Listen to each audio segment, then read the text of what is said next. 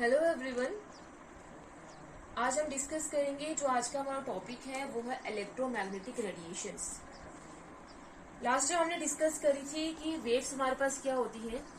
तो वेव्स हमने देखा था ऐसे हमारे पास डिस्टर्बेंस होती है जो क्रिएट होती है और ये आउटवर्ड मूवमेंट में क्या करती है, मूव करती है, और ये डाउनवर्ड और अपवर्ड मूवमेंट में ऐसे। जो मैक्सिमम डिस्प्लेसमेंट अपवर्ड होगी उसको हम क्रस्ट बोलेंगे और जो डाउनवर्ड मूवमेंट होगी उसको हम ट्रफ बोलेंगे।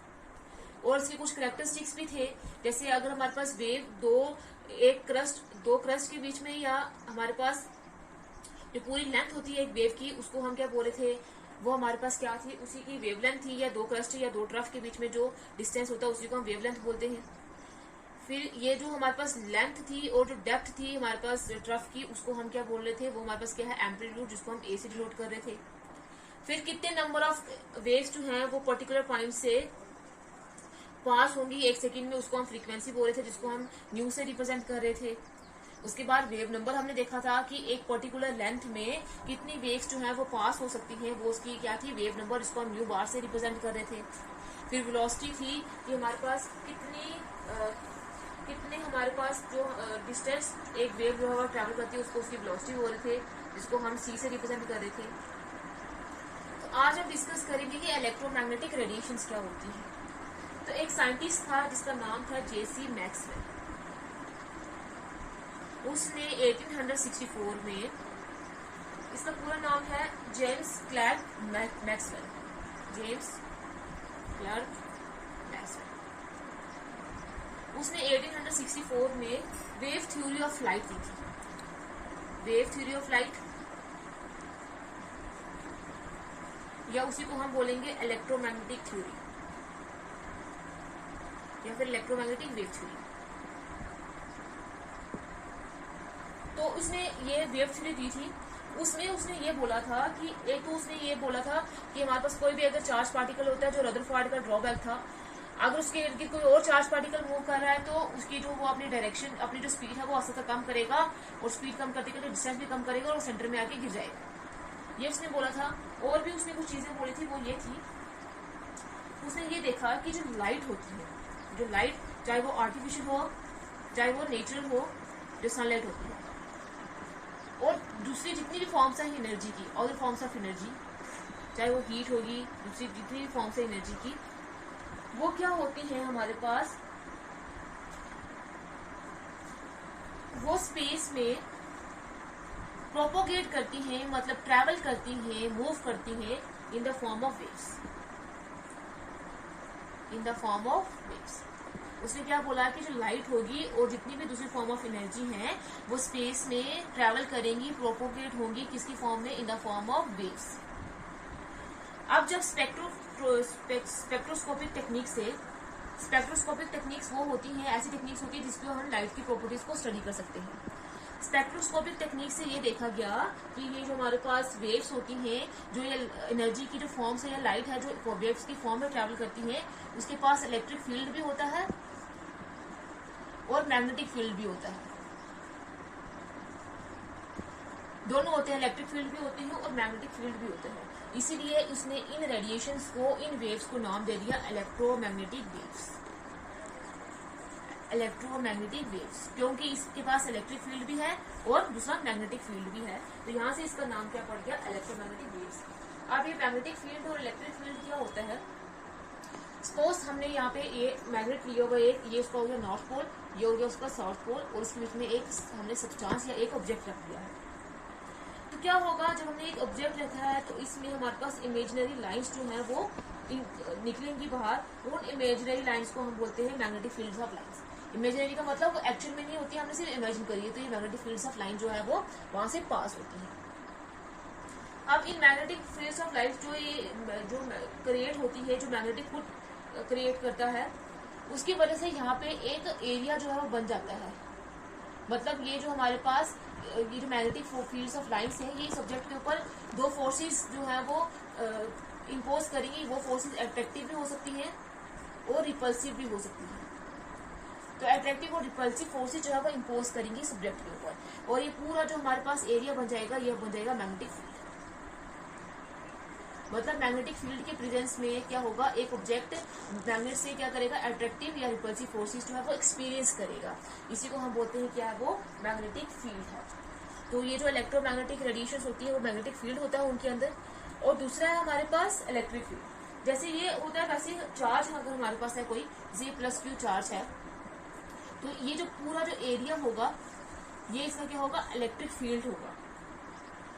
ये क्यों करेगा, क्योंकि यहाँ पे ये कुछ इमेजिनरी लाइंस जो है वो इमेजिनरी लाइंस बना देगा और ये क्या करेगा, अट्रैक्टिव या रिपल्सिव फोर्सेस जो है वो इम्पोज करेगा। मतलब जैसे हमारे पास कोई चार्ज है बाहर, क्यों, अब ये क्या करेगा, यहाँ से इस चार्ज के इर्द गिर्द ये जो एरिया है ये पूरा क्या है, इसका इलेक्ट्रिक फील्ड है। इस इलेक्ट्रिक फील्ड की वजह से क्या करेगा, ये जो दूसरा चार्ज है उसको क्या करेगा, अपनी तरफ या तो अट्रैक्ट करेगा या फिर रिपल करेगा। तो ये होता है, ये जो एरिया है इसी को हम बोलते हैं क्या है, वो इलेक्ट्रिक फील्ड। ये जो एरिया डेवलप हो जाता है कि जो दूसरा जो हमारे पास चार्ज है वो या तो अट्रैक्टिव फोर्स या फिर रिपल्सिव फोर्स एक्सपीरियंस करे। अभी यहाँ तो अट्रैक्टिव होगी क्योंकि जो माइनस होता है वो पॉजिटिव जो होता है वो नेगेटिव को अट्रैक्ट करता है। तो ऐसे ही जो हमारे पास ये जो एरिया बन जाता है, ये जो फील्ड बन जाता है, इसी को हम बोलते हैं इलेक्ट्रिक फील्ड। तो जो हमारे पास ये जो इलेक्ट्रोमैग्नेटिक वेव्स होती हैं इसके पास दोनों होते हैं, इलेक्ट्रिक फील्ड भी और मैग्नेटिक फील्ड भी, इसलिए हमने इनको नाम दे दिया क्या, इलेक्ट्रोमैग्नेटिक वेव्स। अब मैक्सवेल के अकॉर्डिंग ये जो हमारे पास इलेक्ट्रोमैग्नेटिक वेव्स हैं, इसलिए आपने थ्योरी में या क्या इनके बारे में बोला या इनके कैरेक्टरिस्टिक्स क्या हैं वो हम डिस्कस करेंगे। तो कैरेक्टरिस्टिक में जो फर्स्ट कैरेक्टरिस्टिक ये है कि इन इलेक्ट्रोमैग्नेटिक रेडिएशंस में या वेव्स में इलेक्ट्रिक फील्ड भी होता है और मैग्नेटिक फील्ड भी होता है। लेकिन ये जो इलेक्ट्रिक फील्ड और मैग्नेटिक फील्ड होता है ये दोनों ऑसिलेट करते हैं, दोनों एक दूसरे के परपेंडिकुलर होते हैं और दोनों एक दूसरे के परपेंडिकुलर होते हैं और परपेंडिकुलर होते हैं जो हमारे पास वेव्स की डायरेक्शन होती है।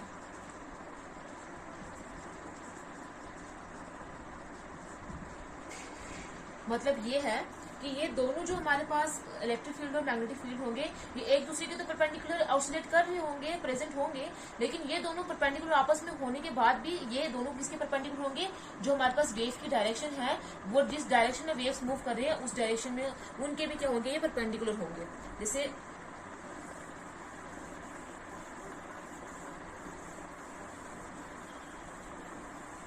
जैसे हमने वेव ले ली, ये हम लेते हैं कि हमारे पास क्या है, वाई डायरेक्शन है और ये हमारे पास एक्स डायरेक्शन है और ये हमारे पास क्या है, जेड डायरेक्शन।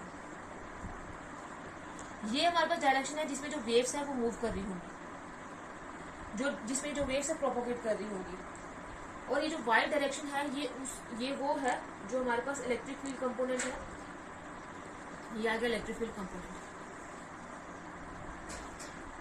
ये हमारे पास क्या हो गया, इलेक्ट्रिक फील्ड कंपोनेंट जो इसके क्या है, एक्स डायरेक्शन के परपेंडिकुलर है। ये देखो क्या है, ये इसके परपेंडिकुलर है इलेक्ट्रिक फील्ड कंपोनेंट। उसके बाद ये जेड डायरेक्शन में है, जेड डायरेक्शन में हम लेंगे मैग्नेटिक फील्ड।